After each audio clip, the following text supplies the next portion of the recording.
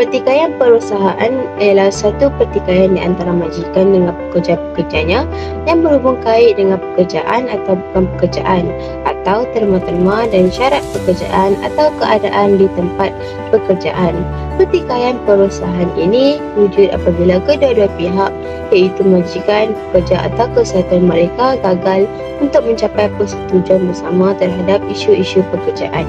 Apabila kedua-dua pihak gagal untuk mendapat persetujuan, maka Jabatan Perusahaan Perhubungan Malaysia akan mula masuk campur untuk mengendalikan dan menyelesaikan kes-kes tersebut.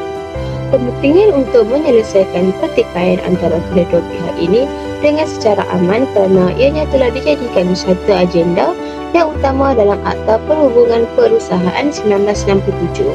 Tujuan pertikaian ini diwujudkan adalah untuk mewujudkan peraturan mengenai hubungan antara majikan, pekerja dan kesihatan sekerja. Malah bukan sekadar itu, Akta Perhubungan Perusahaan 1967 juga bertindak untuk mencegah dan menyelesaikan sebarang perbezaan atau pertikaian yang timbul akibat daripada hubungan tersebut. Dalam pada itu, terdapat beberapa proses yang perlu kedua-dua pihak jalani sebelum mendapat keputusan bersama. Oleh hal yang demikian juga, ia turut memberi beberapa kesan positif dan negatif kepada kedua-dua belah pihak. Terdapat beberapa prosedur dalam penyelesaian pertikaian perusahaan di Malaysia. Antara prosedurnya adalah melalui penyelesaian pertikaian alternatif, di mana penyelesaian ini adalah sebuah aspek utama pengurusan sumber manusia di Malaysia, seperti yang dibicarakan dalam Undang-Undang Pekerjaan seperti Akta Perhubungan Perusahaan 1967. Ianya bertujuan untuk mengekalkan hubungan perusahaan yang harmoni di antara majikan, pekerja dan kesatuan sekerja. Kaedah pertikaian alternatif merupakan langkah pertama dalam penyelesaian pertikaian perusahaan. Proses ini digunakan untuk menyelesaikan pertikaian sebelum pelaksanaan tindakan undang-undang. Ia melengkapkan atau menggantikan litigasi sebagai kaedah utama dalam penyelesaian pertikaian. Malah ianya lebih cepat, efektif dan menjimatkan kos berbanding litigasi, kerana ia mengelakkan daripada kesan kewangan dan bukan kewangan yang negatif seperti pemberhentian kerja dan hubungan negatif antara majikan dan pekerja. Antara mekanisme penyelesaian pertikaian alternatif yang diperuntukkan oleh Akta Perhubungan Perusahaan 1967 ialah rundingan secara langsung, rundingan damai, penyelidikan dan siasatan dan arbitrasi. Rundingan secara langsung melibatkan pihak yang bertikai, berunding, berhujah dan bertukar pendapat sehingga kata sepakat dicapai tanpa penglibatan rasmi atau bantuan daripada pihak ketiga. Rundingan ini merupakan langkah awal dalam menyelesaikan pertikaian antara majikan dan kesatuan sekerja. Lazimnya berdasarkan terma rundingan kolektif. Jika tiada sebarang perjanjian kolektif wujud, maka perbincangan hendaklah mengikut prosedur syarikat yang sedia ada. Rundingan secara langsung adalah penyelesaian terbaik, terpantas dan paling menguntungkan bagi kedua-dua pihak. Sekiranya pertikaian perusahaan tidak dapat diselesaikan melalui rundingan secara langsung, proses rundingan perdamaian secara aman dicadangkan seperti yang digariskan dalam bahagian V Akta Perhubungan Perusahaan 1967 yang telah menetapkan prosedur berkaitan dengan pendamaian melalui Seksyen 18 hingga 19. Berikutan itu, Ketua Pengarah bagi Perhubungan Perusahaan dan mana-mana pegawai yang lain yang bertindak bagi pihaknya diberi kuasa sebagai pendamai, manakala peguam bela penasihat berunding tidak dibenarkan mewakili pihak-pihak dalam pertikaian. Seterusnya, proses penyelidikan dan siasatan. Menurut Seksyen 34 APP 1967 membenarkan Menteri untuk melantik jawatankuasa penyelidikan atau lembaga penyiasat dalam pertikaian perusahaan. Jawatankuasa ini ditubuhkan apabila suatu pertikaian perusahaan itu mempunyai kepentingan negara, di mana lembaga kesiasatan mempunyai peranan besar dan hendaklah membuat laporan interim dan perlu dibentangkan dalam Dewan Rakyat. Tambahan pula, proses arbitrasi, di mana Mahkamah Perusahaan di Malaysia tidak mempunyai bidang kuasa semula jadi. Ia mengendalikan pertikaian korporat dan perkara yang berkaitan dengan perniagaan. Struktur itu termasuk Presiden Mahkamah yang dilantik oleh Yang di-Pertuan Agong, Wakil Majikan dan panel pekerja. Jenis-jenis kes yang boleh dirujuk ke Mahkamah Perusahaan boleh ditentukan oleh menteri sendiri atau oleh permohonan terus oleh pihak yang terlibat.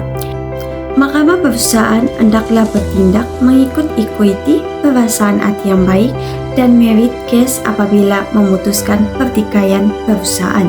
Kesimpulannya, Akta Perhubungan dan Perusahaan 1967 menyediakan mekanisme penyelesaian pertikaian alternatif seperti rundingan secara langsung, rundingan damai, penyelidikan dan siasatan, dan arbitrasi. Masing-masing mempunyai kekuatan dan kelemahannya yang tersendiri. Namun demikian, penyelesaian pertikaian alternatif yang digunakan mampu menggalakkan perubahan organisasi yang positif dan hubungan harmoni dalam sesebuah perusahaan. Pertikaian ini adalah disebabkan oleh kedua-dua pihak yang mempunyai kepentingan yang berbeza sehinggalah pertikaian perusahaan berlaku. Oleh demikian itu, pertikaian perusahaan telah memberi kesan terhadap pekerja-pekerja dalam organisasi tersebut, sama ada kesan negatif atau kesan positif. Pertikaian perusahaan yang berlaku di antara majikan dengan kesatuan sekerja ini telah memberi satu impak yang besar terhadap hubungan majikan dan pekerja. Malah ia juga turut memberi impak yang besar dalam organisasi.